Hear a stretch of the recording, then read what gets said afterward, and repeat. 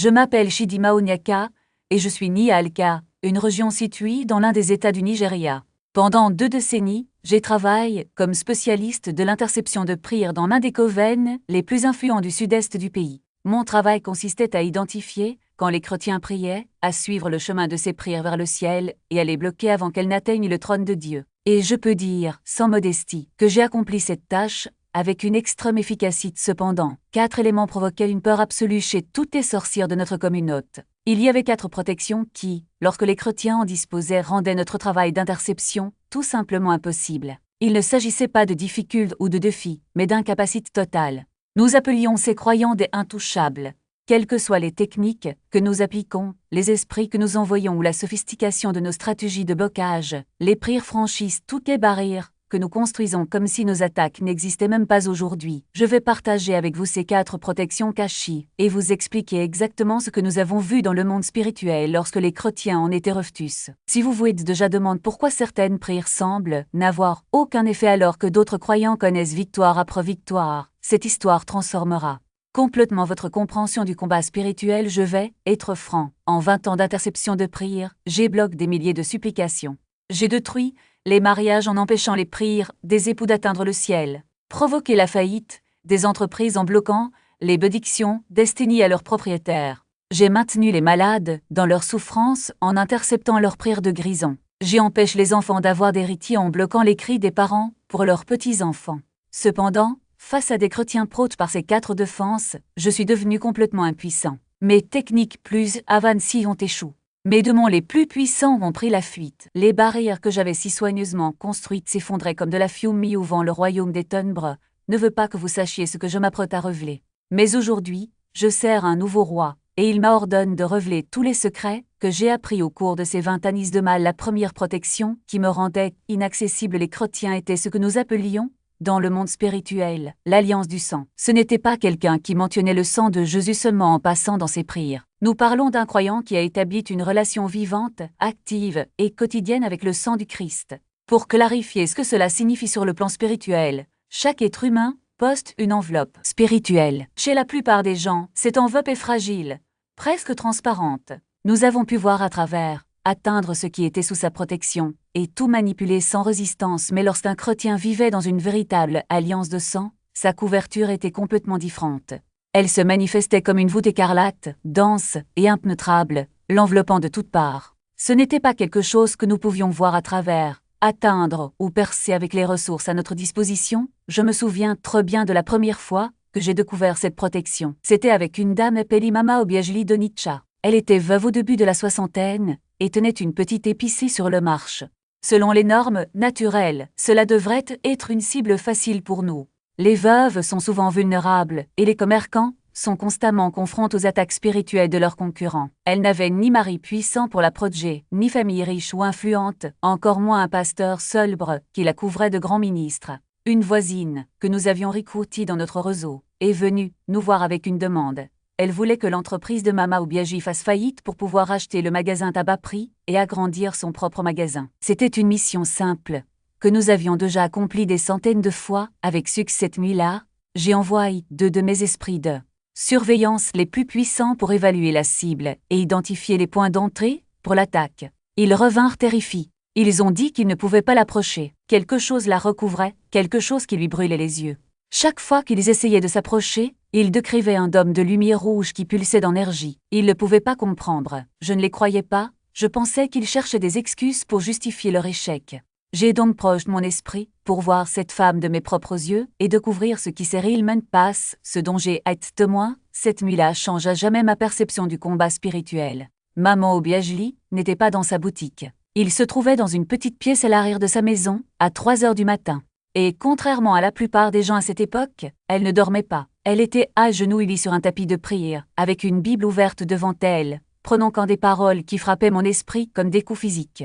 Elle invoque le sang de Jésus, mais pas comme le font la plupart des chrétiens, le mentionnant au passage 1 ou 2 fois avant de passer à d'autres rites. Non, elle a fait des déclarations précises et détaillées, couvrant tous les domaines de sa vie semblante, son magasin, ses biens, ses enfants, ses petits-enfants, ses finances, sa santé, sa maison, ses voisins, ses clients, ses fournisseurs et même ses ennemis. Chaque déclaration ajoutait une nouvelle couche à la voûte écarlate au-dessus d'elle. À chaque mot qu'il prononçait sur le sang, la couverture devenait plus épaisse, plus brillante et plus insurmontable. J'ai été étonne de voir comment, avec juste des paroles de foi et le sang de Jésus-Christ, elle a construit une forteresse autour d'elle. J'ai essayé de percer la protection. J'ai cherché des trous dans le dôme. J'ai utilisé toutes les techniques que j'avais apprises au cours des années de travail d'interception. Rien n'a fonctionné. Ces prières traversèrent cette couverture de sang et s'envolèrent droit vers le ciel comme des flèches de feu. Nous ne pouvions même pas nous approcher suffisamment pour savoir pourquoi elle priait, et encore moins bloquer ses prières pendant 3 mois. Nous avons attaqué cette femme avec tout ce que nous avions. Nous avons envoyé un esprit de confusion à vos clients, qui sont entrés sur le marché de terminer à acheter chez quelqu'un d'autre, mais ont fini par être attirés par votre magasin, comme si des mains invisibles les guidaient. Nous avons essayé de gâcher leurs marchandises par une contamination spirituelle, mais elles sont restées fraîches plus longtemps que ce qui était scientifiquement possible. Nous avons provoqué des conflits entre elle et ses fournisseurs, mais ils lui ont tous proposé de meilleures conditions que n'importe quel autre commerçant sur le marché. La femme, qui avait demandé l'attaque, a fini par abandonner. Elle est venue vers nous en pleurant, exigeant de savoir pourquoi nos pouvoirs n'avaient pas fonctionné contre ce simple marchand. Je devais vous dire la vérité qu'on m'a ordonné de révéler. Certaines couvertures sont hors de notre portée. Certaines protections sont incassables. Mais laissez-moi vous raconter ce qui est arrivé à Mama Obiagi après que sa boutique a non seulement résisté à nos attaques, mais a prospère. En 2 ans, elle ouvre une 2e succursale, puis une 3e. Ses enfants, qui étaient auparavant confrontés à des difficultés financières, ont connu la prospérité grâce aux bénédictions qu'elle a reçues. Et j'ai suivi tout cela de près, sans pouvoir rien faire pour l'arrêter dans le domaine spirituel comme tout ce que l'ennemi a prévu pour sa destruction. Nous devenons le catalyseur de leur élévation. La même voisine qui nous engage pour la ruine et a fini par fermer son propre magasin. Elle ne pouvait pas rivaliser avec la faveur qui reposait sur Mama Obiagi. La couverture de sang avait transformé chaque malédiction en bénédiction. C'est pourquoi les Écritures disent, dans Apocalypse 12h11, « Ils l'ont vaincu à cause du sang de l'agneau et à cause de la parole de leur témoignage. » Le sang n'est pas seulement un concept abstrait. Il est inestimable pour tout ce que j'aspire à accomplir. C'est puissant d'aller aux commentaires et de déclarer ces mots. Lorsque vous les écrivez, vous ne faites pas que taper des phrases sur l'écran. Vous faites une déclaration légale dans le domaine spirituel, une déclaration qui modifie votre statut devant Dieu et les puissances des ténèbres. Ne regardez pas cette vidéo et continuez comme si de rien n'était. Dissipez cette vérité. Écrivez-le dans les commentaires. Aujourd'hui, j'ai l'intention d'aborder ce sujet sur mon blog. Votre persil commence par votre déclaration. Toutes les personnes qui surveillent cette vidéo verront ce que vous avez écrit et sauront que vous activez une protection qu'elles ne peuvent pas violer. La 2e barrière qui m'empêchait d'intercepter certains chrétiens était ce que j'appelle une communion fraternelle incassable. Il ne s'agissait pas seulement d'une relation individuelle avec Dieu, mais d'un véritable lien avec les autres croyants. Dans le domaine spirituel, les chrétiens isolés ont toujours été des cibles faciles pour nous. Un navire éloigne du troupeau est vulnérable au loup. Nous connaissions bien ce principe et l'exploitions sans pitié. Lorsque les croyants se sont éloignés de la communauté, lorsqu'ils vont essayer de marcher seuls ou de couper les liens avec les autres chrétiens, ils se sont exposés à nos attaques. Mais lorsqu'ils entretenaient une communion active, sincère et constante avec d'autres frères, quelque chose se produisait dans le monde spirituel que nous ne pouvions pas surmonter. Malgré tous nos efforts, leurs prières se sont réunies en un seul flux. Sa foi ne s'est pas contentée de s'accumuler. Elle s'est multiplie. Les couvertures individuelles sont étendues pour englober tous les membres de leur cercle de camaraderie. Et plus important encore, ils ont éliminé ce que nous appelions les angles morts spirituels, où nous ne pouvions pas voir ce qu'ils préparaient ou priaient ensemble. Laissez-moi vous expliquer plus en détail. Lorsqu'un chrétien prie seul, nous pouvons souvent faire remonter cette prière au domaine spirituel. Nous pouvons l'identifier, le cibler et tenter de le bloquer avant qu'il n'atteigne le ciel. Mais lorsque les chrétiens prient de concert avec d'autres, quelque chose change dans l'atmosphère spirituelle que nous ne comprenons jamais pleinement. Les prières s'entrelacent, formant une corde qu'Ecclésiaste 4:12 décrit comme difficile à briser. 3 volets, plusieurs croyants unis dans un objectif, créent d'une structure que nous ne pourrions pas de faire. Ce qu'ils ont tissé ensemble et reste inébranlable. Il y avait une famille en Ugu qui a contrecarré tout notre pacte pendant plus de 15 ans. Les Chukumka, 3 frères, 2 sœurs, tous mariés et peur d'enfants, tous servant Dieu avec sérieux et entretenant un lien de communion qui semblait indestructible. Ils se réunissaient tous les dimanches soirs, sans exception. Pas dans une église où chacun pouvait les observer, mais chez chacun, à tour de rôle entre les 5 résidences. Ils l'appelaient l'hôtel familial. Pendant 3 heures chaque semaine, ils mangeaient ensemble, partageaient honnêtement leur vie, confessaient ouvertement leurs difficultés et priaient spécifiquement les uns pour les autres. J'ai été personnellement chargé de détruire cette famille. Un émine traditionnaliste local était venu nous voir parce que l'une des entreprises des frères nuisait à ses propres entreprises. Il était prêt à payer le prix l'exige par notre clan. Au cours des premiers mois, je me suis limité à observer par projection spirituelle. J'assiste aux réunions du dimanche pour essayer de trouver mes faiblesses. Ce que j'ai vu m'a laisse, à la fois impressionne et terrifie lorsqu'ils commencent à prier ensemble. Leur couverture individuelle ne reste pas séparée et distincte. Ils en fusionnent, créent un seul et immense dôme de protection spirituelle qui couvrait simultanément tous les membres de la famille, même les enfants, qui jouaient dans une autre pièce, et qui ne priaient pas activement. Les démons que j'envoyais infiltrer le lieu où ils priaient ne pouvaient pas entrer.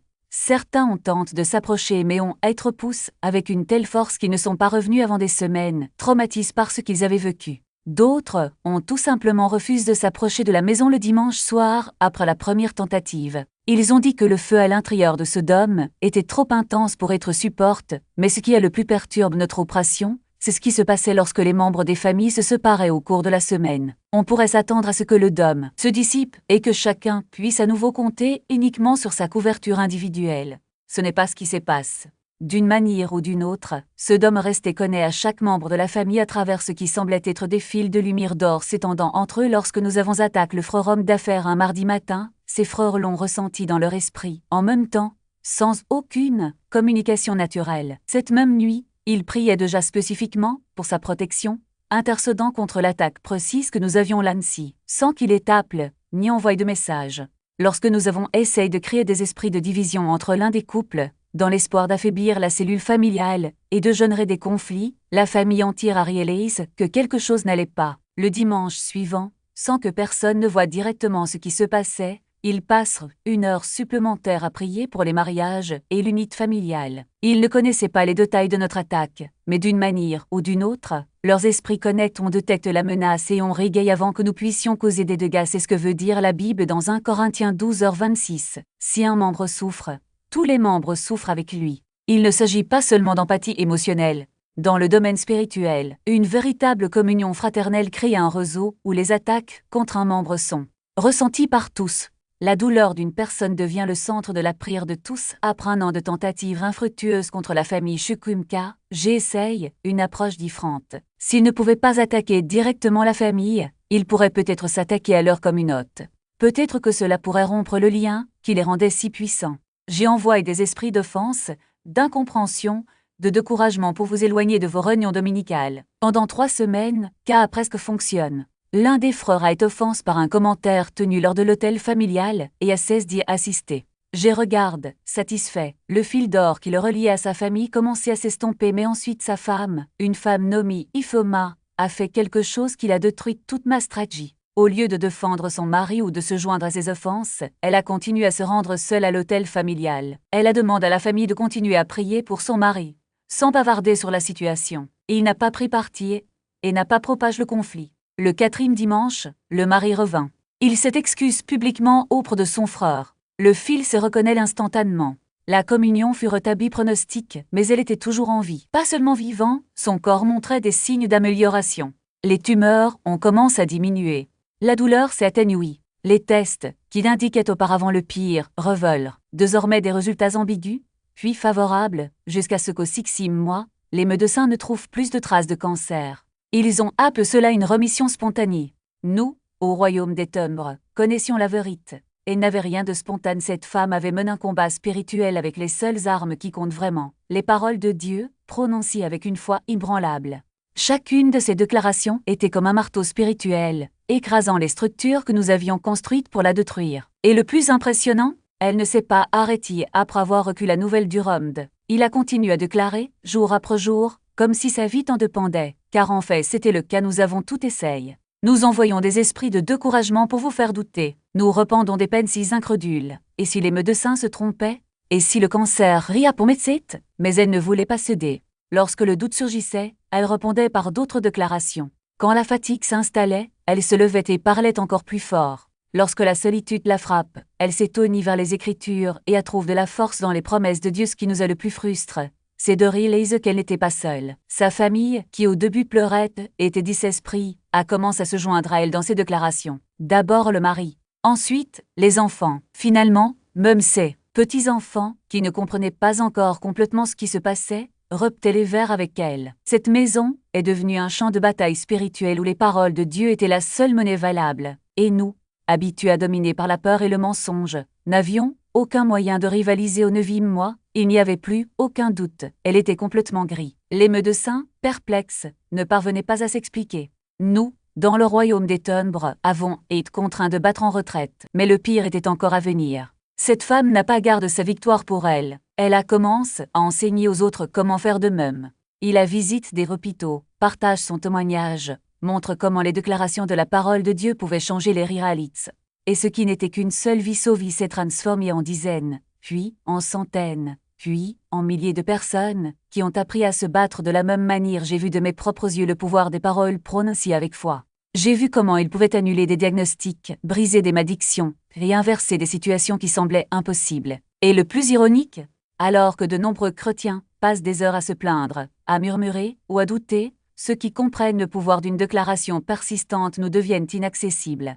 Non pas parce qu'ils sont parfaits, mais parce qu'ils choisissent de dire la vérité divine, peu importe ce que disent les faits naturels. Si vous lisez ceci et que vous vous sentez vaincu par une situation, une maladie, une crise financière, une relation brisée, sachez que vos paroles ont du pouvoir. Pas le pouvoir de changer les choses par vous-même, mais le pouvoir d'aligner votre réalité sur ce que Dieu a déjà dit. Lorsque vous déclarez par la blessure de Jésus, « Je suis guéri » Ésée 53, 5, vous ne repetez pas simplement un verset. Vous activez une vérité spirituelle que l'ennemi ne peut nier. Lorsqu'il dit « L'Éternel est mon berger, je ne manquerai de rien » Psaume 23, 1, il ne recite pas seulement de la poésie. Cela construit un bouclier autour de vous, mais il y a une condition. Il faut persister. Il ne suffit pas de déclarer une fois et de s'attendre à ce que tout change. Le royaume des ténèbres ne se rend pas au premier mot. Il teste, met la pression, et c'est de vous faire abandonner. C'est pourquoi Maman Kishia gagne, parce qu'elle ne sait pas arrêter. Et c'est pourquoi de nombreux chrétiens ne voient pas de résultats, parce qu'ils abandonnent avant de voir la victoire. Si vous souhaitez apprendre à utiliser ce pouvoir de manière stratégique, le protocole de brisement de malédiction de 21 jours a été créé exactement pour cela. Il n'enseigne pas seulement quoi déclarer, mais comment le déclarer, avec autorité, cohérence et une foi inébranlable. Beaucoup de ceux qui en ont fait l'expérience rapportent des changements qui semblaient auparavant impossibles. Non pas parce que le protocole est magique, mais parce qu'il vous entraîne à combattre de la bonne manière. Si vous avez essayé de déclarer et n'avez pas vu de résultat, demandez-vous, avez-vous abandonné trop tôt? Avez-vous mélangé vos déclarations avec des doutes? Avez-vous prononcé la parole de Dieu ou avez-vous simplement repris des paroles vides de sens? La différence entre une déclaration qui fonctionne et une autre qui ne fonctionne pas réside dans la persévérance et la conviction qui la sous-tendent aujourd'hui. Prenez un engagement envers vous-même. Choisissez un domaine de votre vie où l'ennemi tente de voler, de tuer ou de détruire. Choisissez un verset qui s'oppose directement à cette situation et commencez à le déclarer à voix haute, tous les jours, sans exception. Peu importe que vous le ressentiez ou non. Peu importe si les faits disent le contraire. Parlez comme si c'était déjà vrai, car dans le domaine spirituel, c'est déjà le cas, et si vous êtes prêt à prendre cela au sérieux, écrivez dans les commentaires « Je déclare la victoire sur votre situation au nom de Jésus ». Ce n'est pas une amulette, c'est un acte de foi. Et la foi, lorsqu'elle est communie à la parole de Dieu, devient une force à laquelle même les ténèbres ne peuvent résister. À fixer ses yeux sur l'endroit exact où j'étais. Il ne m'a pas vu, mais il savait que j'étais là. Sa voix, autrefois douce, devint ferme comme l'acier. Esprit de tromperie, je te vois. Au nom de Jésus, je t'ordonne de quitter cet endroit et de ne plus y revenir. Ce territoire est couvert par le sang de l'agneau. J'ai ressenti la puissance de ces mots comme un coup physique.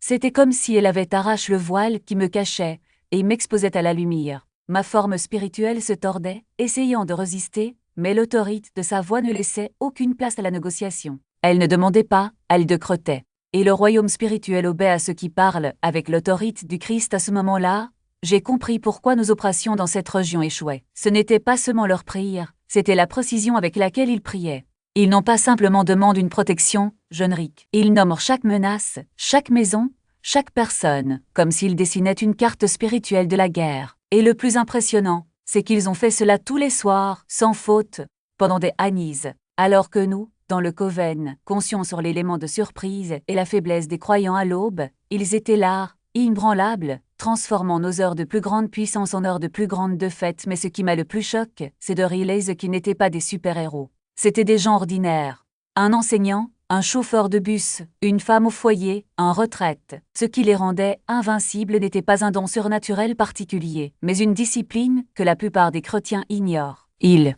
ont compris que le combat spirituel n'est pas un événement sporadique, mais une guerre continue. Et les guerres ne se gagnent pas avec des attaques halitoises, mais avec une stratégie, de la persévérance et une occupation constante du territoire. J'ai vu Sœur Atara terminer sa garde à 2 heures du matin et passer le relais au gardien suivant, un homme nommé Frère Samuel. Il prit ce poste avec le même sérieux que s'il entrait dans une tramchi. En regardant Jerry et Léis, qu'il ne s'agissait pas simplement d'un changement d'équipe, mais d'un transfert d'autorité. La prière d'une personne ne s'est pas terminée là où celle d'une autre a commencé. Il se chevauchait, créant une chaîne d'intercession ininterrompue qui maintenait l'ennemi en constante retraite. C'est alors que quelque chose en moi s'est brisé.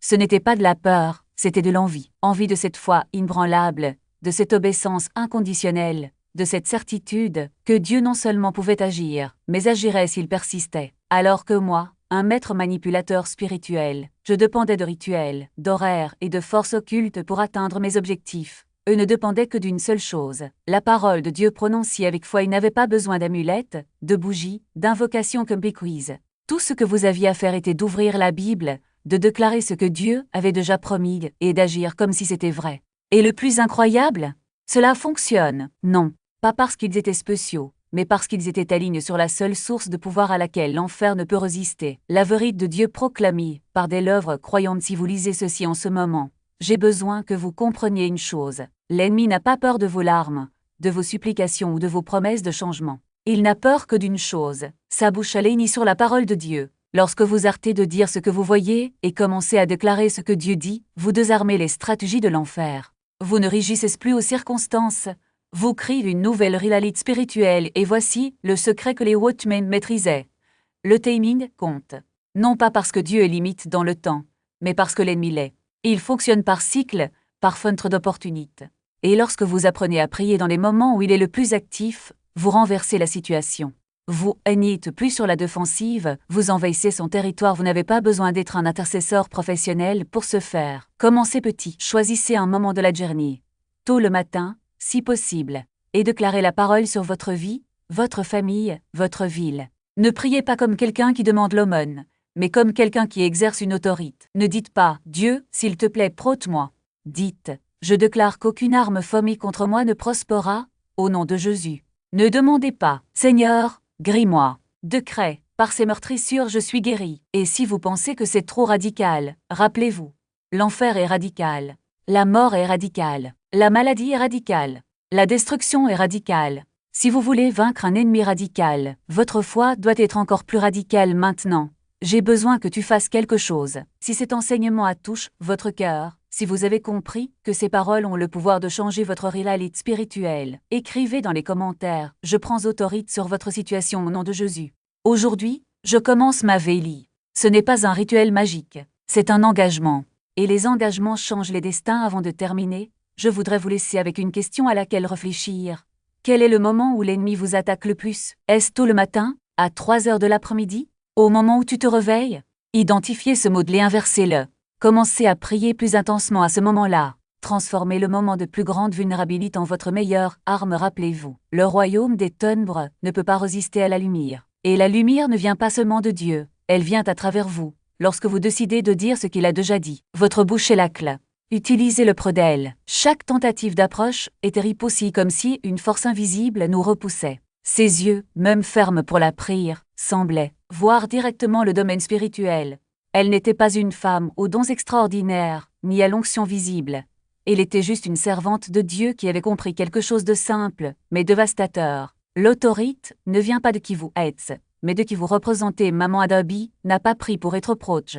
Elle a pris pour déclarer sa protection. Il n'a pas demandé la victoire. Il a déclaré la victoire. Je n'ai pas pleuré pour être délivré. Il a exigé la délivrance au nom de Jésus. Et le plus impressionnant, elle l'a fait avec une constance qui nous rendait fous. Alors que la plupart des chrétiens prient lorsqu'ils ont peur, elle priait lorsqu'elle ne ressentait rien, car elle savait que la bataille n'attend pas l'excitation. Alors que d'autres abandonnaient au bout de quelques minutes, elle restait inébranlable. Heure après heure, comme un soldat qui n'abandonne pas son poste, même lorsque la nuit semble interminable. Nous, dans le royaume des ténèbres, avons un dicton, là où la prière est constante, l'enfer tremble. Et c'est exactement ce qui se passe dans cette église. Peu importe ce que nous lui avons lance, esprit de confusion, de maladie, de découragement. Tout se dissipe comme de la fumée dans le vent. Même les démons les plus anciens, ceux qui avaient renversé des royaumes entiers dans le passé, se retirent en approchant de cet endroit. Ce n'est pas l'Église elle-même qui leur a fait peur, c'était la présence d'une femme, célibataire qui avait décidé de ne pas négocier avec peur, et voici là le con qu'aucune sorcière, sorcier ou sataniste, ne veut que vous sachiez. Vous n'avez pas besoin d'une armée pour gagner une guerre spirituelle. Il faut juste un soldat qui n'abandonne pas. Mama Adobe n'avait ni titre, ni influence, ni ressources.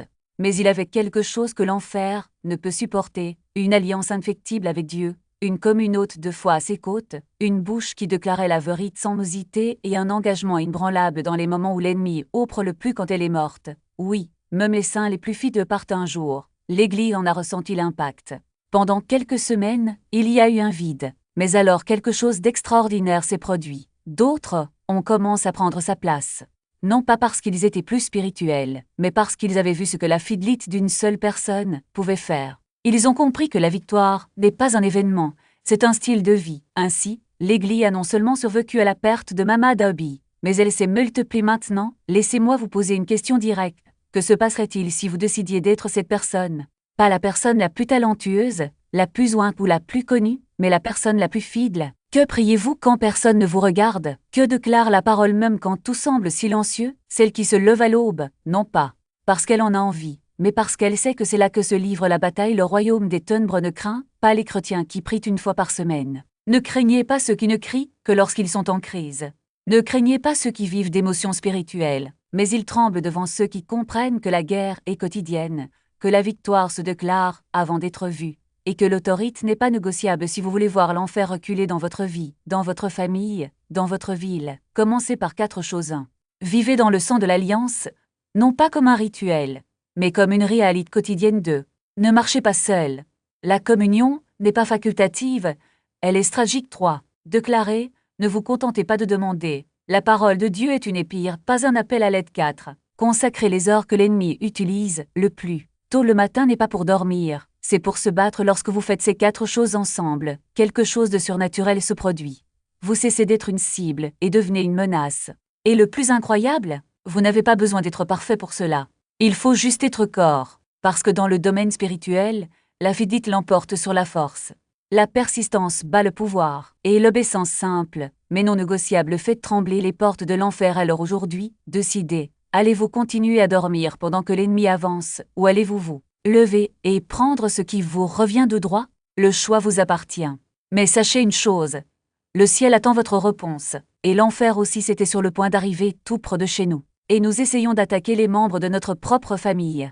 Nos prières les ont complètement couverts. Nous essayons de toucher leurs esprits. Le sang qu'elle invoque bloque chaque attaque que nous avons lancée. En désespoir de cause, nous nous levons, envoyant des vagues de découragement et de doute. Savez-vous ce qui se passe? Elle sentit l'attaque venir dans son esprit, et a commencé à déclarer la victoire des Écritures avec une telle intensité que 3 de nos sorcières ont été désignées pour la surveiller. Qu'y avait-il? Ils furent complètement expulsés du monde spirituel. 2 d'entre eux ont été physiquement malades pendant un mois après cette expérience. Alida, une femme pratiquant la sorcellerie depuis plus de 50 ans, a décidé de se projeter personnellement pour observer Mama Adé lors de sa veillée de prière matinale. Elle voulait comprendre ce qui rendait cette enseignante à la retraite si puissante. Il est entré dans l'esprit à 4 heures du matin. C'était moins de 10 minutes. Lorsqu'il revint dans son corps, il tremblait de manière incontrôlable. Il nous a raconté qu'en s'approchant de la maison de Maman Adé, il avait vu des anges positionnés dans tous les coins. Non pas de petits anges, mais d'immenses guerriers de lumière, épis, nus, surveillant tout ce qui approchait. Ils ne l'ont pas attaqué, mais ils l'ont regardé avec une telle intensité qu'elle pouvait à peine avancer à l'intérieur de la maison. Maman Adé était agenouillée en prière, mais elle n'était pas seule. Alida raconte que les êtres de lumière formaient un cercle autour d'elle, joignant leur voix à ses prières. Le son était si beau, et en même temps si terrible que l'esprit d'Alida trembla de peur. Lorsque Meradé a déclaré le sang de Jésus, toute l'atmosphère spirituelle a été inondée d'une lumière cramoisie. Lorsqu'elle déclarait la communion avec les pêches, les anges dans les coins de la maison levaient leur épée en signe de reconnaissance. Lorsqu'elle proclamait la parole de Dieu, les paroles sortaient de sa bouche comme des flammes de feu, se propageant et couvrant tout le quartier.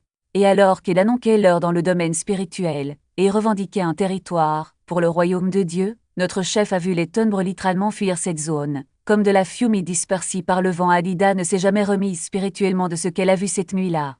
Au bout de 6 mois, il quitta le clan. Des années plus tard, j'ai appris qu'elle s'était convertie au Christ. La même femme, qui avait pas 50 ans à construire l'un des réseaux de sorcellerie les plus puissants de notre région, s'est complètement abandonnée à Jésus après avoir été témoin de la façon dont les 4 protections spirituelles fonctionnaient dans la vie d'une femme ordinaire, mais pleine de foi. La mission contre cette église fut définitivement abandonnée. Le chef traditionnel qui nous avait d'engage a exigé le remboursement de son argent.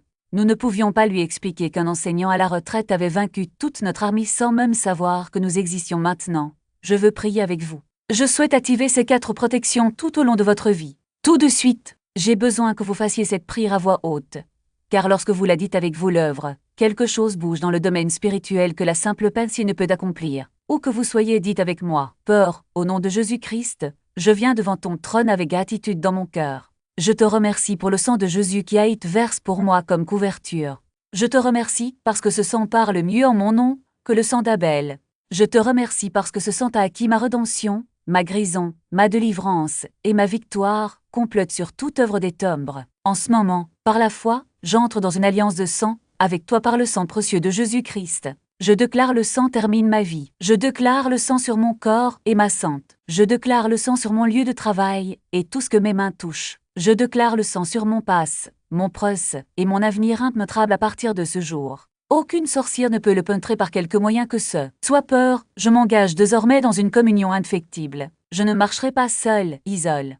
Je ne me séparerai pas du corps du Christ. Je me connecterai avec des croyants qui prennent au sérieux leur foi en toi. Je donnerai la priorité aux relations spirituelles avant la commodité naturelle. Je reparerai les liens rompus par les offenses. Je maintiendrai la communion même si cela nécessite des sacrifices. Je déclare que mes prières se joignent à celles des croyants du monde entier. Je déclare que ma foi se multiplie par la communion. Je déclare que l'ennemi ne trouvera pas de faille dans ma couverture, car je suis lié à ton corps peur. Je m'engage à maintenir cette déclaration persistante à partir d'aujourd'hui. Je ne resterai pas silencieux lorsque l'ennemi jettera des mensonges sur ma vie. Je prononcerai ta parole dans chaque situation à laquelle je serai confronte. Je n'accepterai pas les diagnostics négatifs de quelque source que ce soit.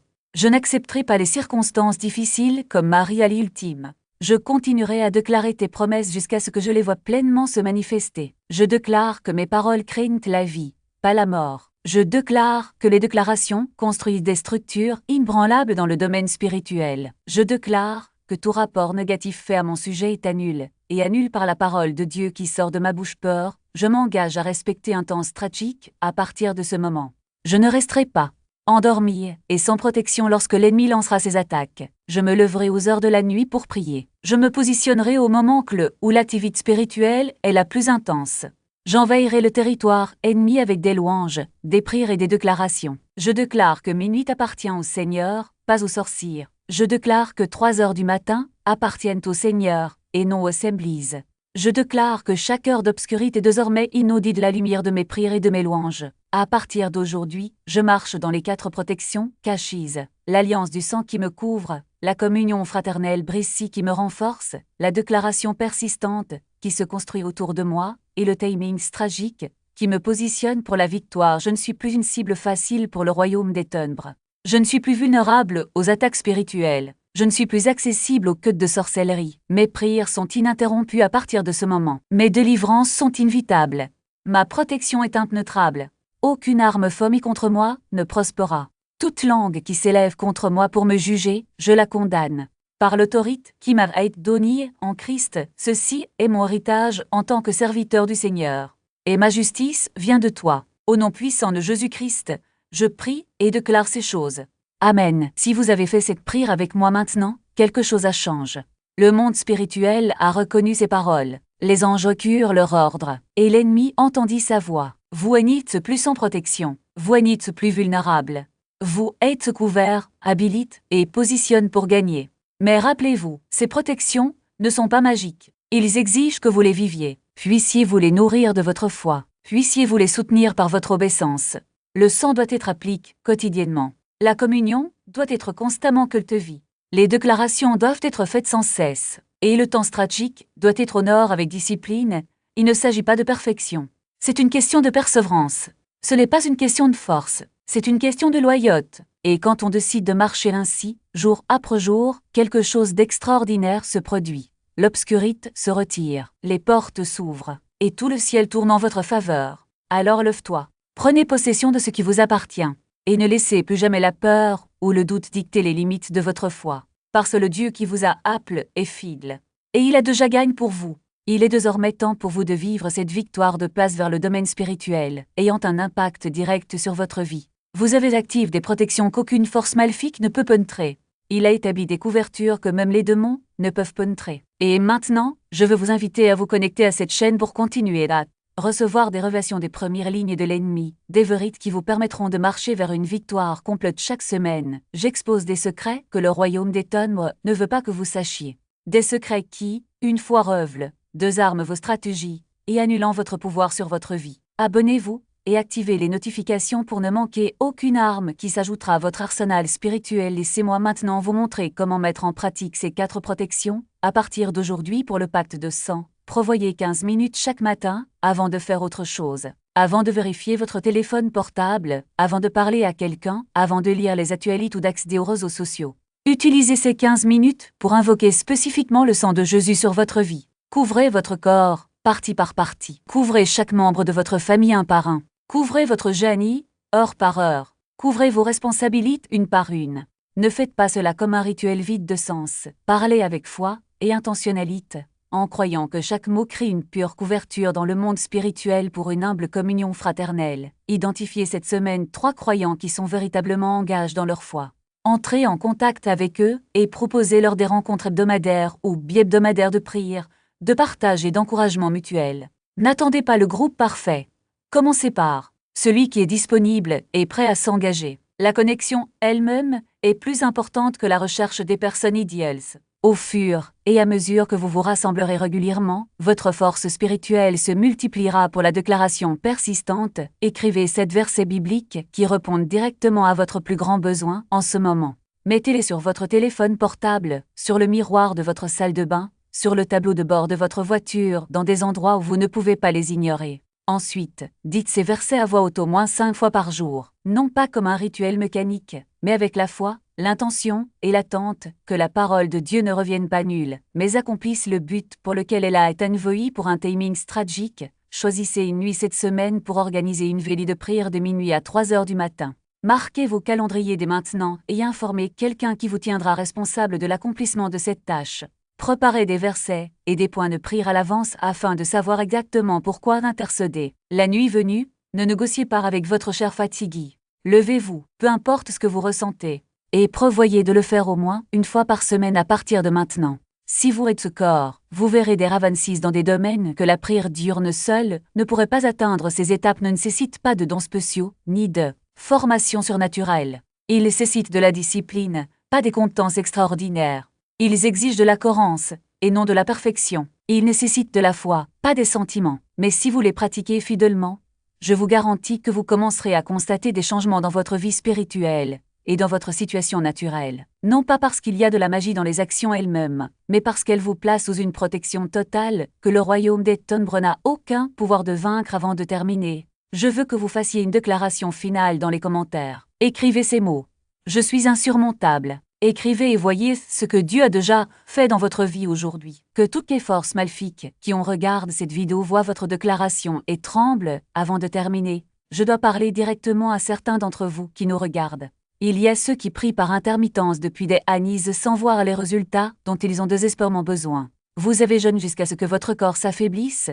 Vous avez pleuré jusqu'à ce que vous n'ayez plus de larmes. Vous avez assisté à toutes les réunions de prière que vous pouviez. Mais la réponse semble toujours hors de portée. Laissez-moi vous dire ce que j'ai appris au cours de 20 ans d'oppression de l'autre côté du combat spirituel. Vos prières n'ont pas été vaines. Sa foi n'était pas trop petite. Dans de nombreux cas, vos pétitions étaient activement bloquées par des forces dont vous ignoriez l'existence, utilisant des stratégies que vous ne compreniez pas, agissant à des moments où vous n'étiez pas en prière, mais maintenant tu connais la vérité. Vous disposez désormais de protection contre le révélise. Vous pouvez désormais riposter avec des armes qui fonctionnent réellement. Certains d'entre vous subissent actuellement des attaques démoniaques. Des choses étranges se sont produites dans votre vie, sans explication naturelle. Les opportunités se ferment au dernier moment. Les relations échouent pour des raisons obscures. La santé se détériore malgré les traitements. Les finances disparaissent. Peu importe à quel point vous travaillez dur. Vous comprenez maintenant ce qui se passe et savez exactement quoi faire. Appliquez ces 4 protections dès aujourd'hui. Il y a aussi ceux dont les membres de la famille sont prisonniers de la dépendance, de la rébellion ou de l'obscurité, malgré leurs prières constantes. Vous avez prié jusqu'à ce que vous n'ayez plus de force, vous avez cru jusqu'à ce que vous n'ayez plus d'espoir. Continuez à prier pour eux, mais priez différemment désormais. Priez en invoquant l'alliance du sang, en couvrant vos rectes afin qu'elles ne soient pas bloquées. Priez en communion ininterrompue avec d'autres croyants qui ajouteront leur foi à la vôtre. Priez avec des déclarations persistantes de la parole de Dieu dans votre vie. Priez dans des plages horaires stratégiques. Lorsque l'activité spirituelle est à son apogée, les membres de votre famille ne sont pas hors de portée de Dieu. Personne n'est à l'abri des prières qu'aucune puissance des ténèbres ne peut arrêter. Partagez ce message avec tous les croyants que vous connaissez qui ont des difficultés dans leur vie de prière. Transmettez cette vidéo à votre groupe de prière, envoyez-la à votre pasteur, publiez-la sur vos réseaux sociaux. Le royaume des ténèbres opère dans l'obscurité et la tromperie. Lorsque leurs secrets sont révélés à la lumière, leur pouvoir sur les croyants les brise à jamais. Nous ne sommes pas seulement une chaîne qui publie des vidéos à des fins de divertissement. Nous sommes un mouvement de croyants qui brise les couvertures et libre les captifs dans chaque nation. Ensemble, nous éveillons les guiliots et la lite spirituelle qui ont été trop longtemps cachées. Je m'appelle Chidima Oneka. Pendant 20 ans, j'ai servi le royaume des ténèbres en tant qu'expert en prière et en intercession stratégique. Mais aujourd'hui, je sers un nouveau royaume, le royaume du roi des rois et Seigneur des seigneurs. Et ce royaume est imparable. Que la grâce de notre Seigneur Jésus-Christ, l'amour de Dieu le Père et la communion du Saint-Esprit soient avec vous, maintenant et pour toujours. Au nom de Jésus, Amen.